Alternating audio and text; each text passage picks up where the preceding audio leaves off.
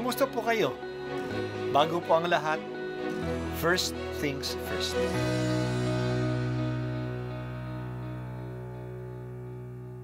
Good morning po.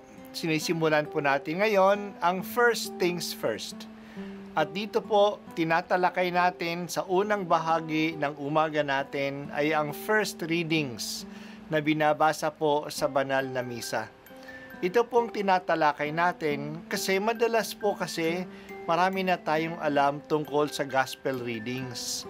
Pero konti po ang nagsasalita sa first readings. Pero ang first readings, bahagi din po yan ng Biblia, ng banal na kasulatan. Kaya susubaybayan po natin ang mga first readings.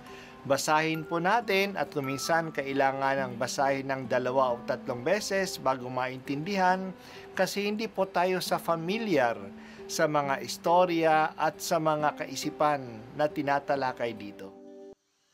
Ang pagbasa mula sa unang aklat ng Makabeyo. Noong mga araw na iyon, naglalakbay ang Haring Antioco sa mga lalawigan sa loob ng bansa.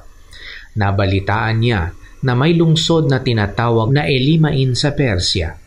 Bantog ito sa kayamanan sa pilak at ginto.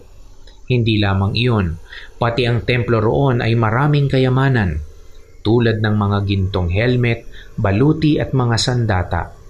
Ang mga ito ay iniwan doon ni Alejandrong anak ni Haring Felipe ng Macedonia, ang kauna-unahang hari sa Gresya.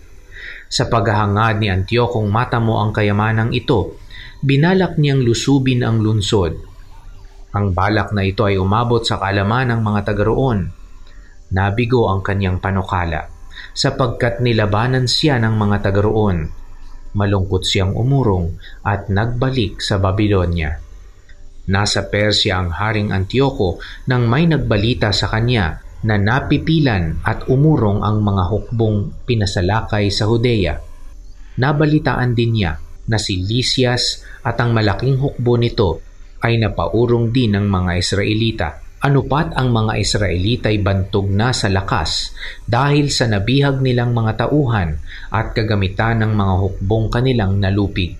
Umabot din sa kaalaman niya na inalis na ang tinatawag niyang kalapastangan ng walang kapantay na inilagay niya sa altar sa Jerusalem at ang templo ay pinaligiran ng mataas na pader.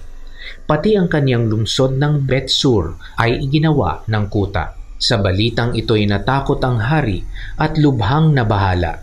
Bunga ng kanyang mga kabiguan, siya'y nagkasakit at naratay sa banig ng karamdaman. Maraming araw na nanaig sa kanya ang matinding kalungkutan hanggang sa maramdaman niyang malapit na siyang mamatay. Dahil dito, tinawag niya ang lahat niyang mga kaibigan at ganito ang sinabi, "Matagal na akong di makatulog dahil sa pag-aalala. Naitatanong ko sa aking sarili kung bakit ko dinaranas ang ganitong kahirapan. Alam naman ninyong hindi ako mahigpit sa aking pamamahala. Ngunit naalaala ko ang aking masamang ginawa sa Jerusalem. Inalis kong lahat ang mga kagamitang pilak at ginto sa templo at ipinapatay ko ang mga mamamayan ng Judea kahit walang dahilan. Alam kong ito ang dahilan ng aking mga kahirapan. Ngayon, ako'y mamamatay sa ibang lupain." Ang salita ng Diyos. Salamat sa Diyos. Ang Diyos ay makatarungan.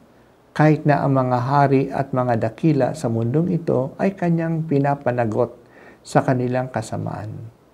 Nangyari ito kay Haring Antioco Epiphanes. Pumunta siya sa ibang bahagi ng kanyang impero upang maghanap ng kayamanan na kailangan niya para sa kanyang mga digmaan.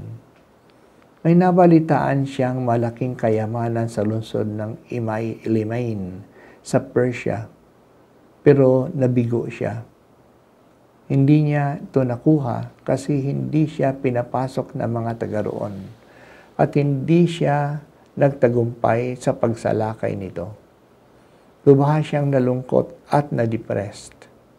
Nabalitaan din niya na si Lysias, ang kanyang general na pinadala na kalabanin ng mga Hudyo sa Judea, ay hindi nagtagumpay. Nakapasok pa nga ang mga Hudyo sa Jerusalem at tinanggal ang kalapastangang walang hanggan, walang kapantay sa kanyang inilagay doon. Nagkasakit siya sa Persia, sa lupain sa labas ng kanyang bayan. Naramdaman niya na malapit na siyang mamatay. Pinatawag niya ang kanyang mga kaibigan at mga generals at inamin sa harap nila ang pang-aapi niya sa mga Hudyo. Kinuha niya ang mga kagamitan ng kanilang templo at ginamit sa hindi wastong paraan. Marami siyang pinatay na mga Hudyo na wala namang dahilan. Tinanggap niya na ang mga dahilan ng kanyang kabiguan at ng kanyang karamdaman ay ang mga ginawa niya sa mga Hudyo. Makatarungan ng Diyos, hindi magbabagi ang masasama, kahit na nga ang mga dakilang tao ay mananagot sa kanilang kasamaan. Ito ay naranasan ni Haring Antioco Epiphanes. Kaya namatay siyang bigo at sa dayuhang lupain. Walang nangyari sa kanyang project na Hellenization, na pag-isahin ang maraming lupain sa ilalim ng Greek culture. Ito ay dapat tandaan nating lahat. Tayo katiwala lang. Managot tayo sa Diyos na makapangyarihan sa lahat. Habang may panahon pa, kilalanin na natin ang ating pagkakamali at magsisi na. Kinikilala ni Haring Antioquio ang kanyang pagkakamali, pero nagsisi ba siya? Hindi natin alam. Kasi ang tunay na pagsisisi ay dapat may restitution. Ang ibig sabihin ay ibalik ang kanyang kinuha. Hindi niya ito nagawa sa mga Hudyo. Pero nandyan ang leksyon sa buhay. Hindi nagwagi ang kanyang kapangyarihan. Purihin ka poon kasi ikaw ay makatarungan. Pinananagot mo ang mga masasama kahit na sila ay makapangyarihan.